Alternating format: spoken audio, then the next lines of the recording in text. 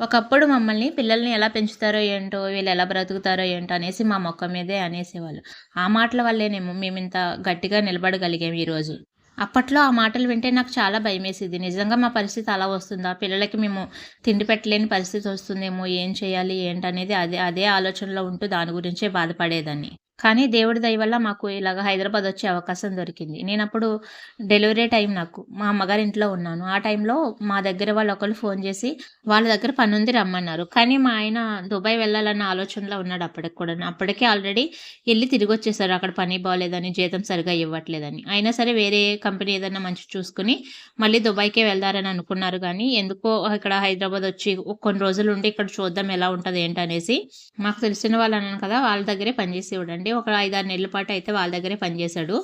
ఇంకా నేనైతే డెలివరీ అయిన తర్వాత ఒక 3 నెలల తర్వాత 3 నెలల పాపని తీసుకొనైతే నేను కూడా హైదరాబాద్ వచ్చేసాను. ఆయనకి వంట అయ్యే ఇబ్బందవుతుందనేసి. మేము హోటల్ స్టార్ట్ చేయడానికి ఎన్ని ఇబ్బందులు ఎదుర్కొన్నామో అవన్నీ కూడా వివరంగా చెప్తాను. వీడియోస్ చూస్తూ ఉండండి.